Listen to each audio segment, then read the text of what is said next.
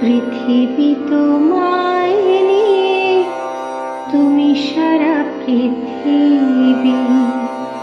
পৃথিবী তোমায় নিয়ে, তুমি সারা পৃথিবী।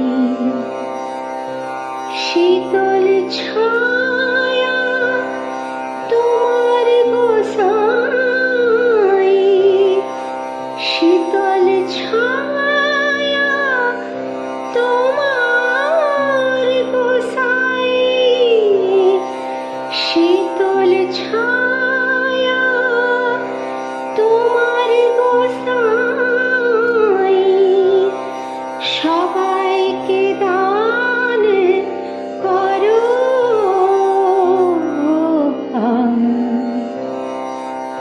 অবগুণ ভুলিয়ে দিও।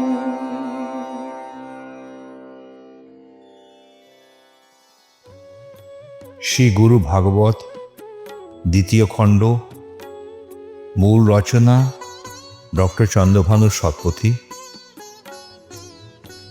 পর্ব 168। এই পর্বে আমরা আলোচনা করব জীবাত্মা এবং শিবাত্মা।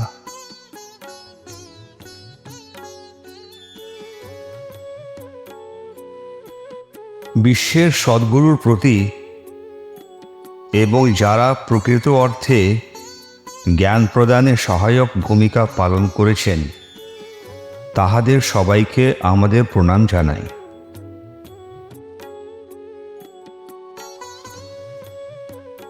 আত্মা যখন একটি জীবের আকারে নিজেকে মূর্ত করে, তখন জীব যে একটি মূর্ত আত্মা, তার আসল স্বরূপ থেকে বিস্মিত হয়।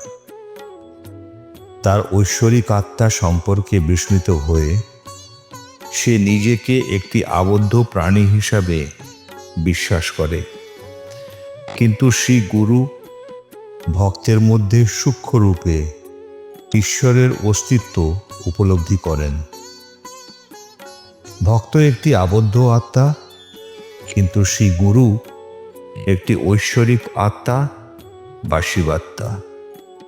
একটি সর্বব্যাপী ঐশ্বরিক আত্মা হিসাবে শ্রী গুরু নিজেকে ভক্তের মধ্যে অনুভব করেন। তাই তিনি ভক্তদের সেবা করার সময় ভগবান ও নিজের সেবা করার অনুভূতি পান। শ্রী গুরু তাঁর ভক্তের আত্মাকে মায়ার বন্ধনে খুঁজে পান।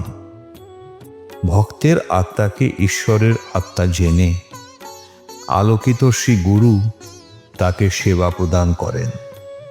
শ্রী গুরু আবদ্ধ জীবাত্মাকে তার বন্ধন থেকে মুক্তি দেন।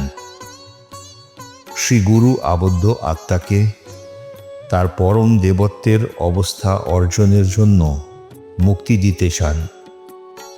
শ্রী গুরু ভক্তের অজ্ঞতার পর্দা তুলে দিয়ে তার জ্ঞানের চোখ খুলে দেন। মৃত্যুর মুহূর্তে শ্রী গুরু ভক্তের সাথেই থাকেন।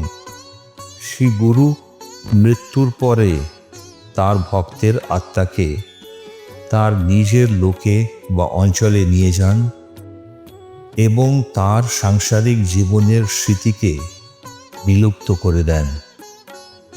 মৃত ভক্তের সূক্ষ্ম দেহকে শ্রী গুরু তার পাশে রেখে পুষ্ট করেন এবং তা শুদ্ধ করে তোলেন। শ্রী গুরু তার ধার্মিক ভক্তদের প্রতি সর্বদা করুণাময় থাকেন।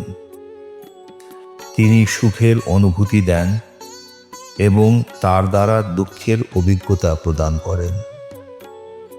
ততপাশুদ্ধে ভক্তের মধ্যে বৈরাগ্য সৃষ্টি করেন। শ্রী গুরু সকল মানুষের অতীত জীবনের ছাপের সম্পর্কে সচেতন। ঐশ্বরিক শ্রী গুরু ভক্তের সমস্ত অতীত জীবনে ছড়িয়ে থাকা পাপ এবং পুণ্যকর্মের সম্পর্কে জানেন।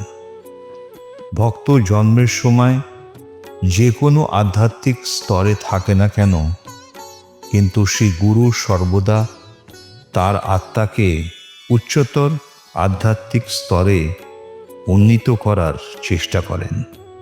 শ্রী গুরুর করুণা ভক্তের প্রতি জন্ম জন্মান্তর চলতে থাকে, যার ফলশ্রুতিতে ভক্ত প্রতিটি জন্মে ধীরে ধীরে বিবর্তনের প্রক্রিয়ার মধ্যে দিয়ে চলতে থাকে। শ্রী গুরুর চরণে আমাদের সবাইকার সাষ্টাঙ্গ প্রণাম।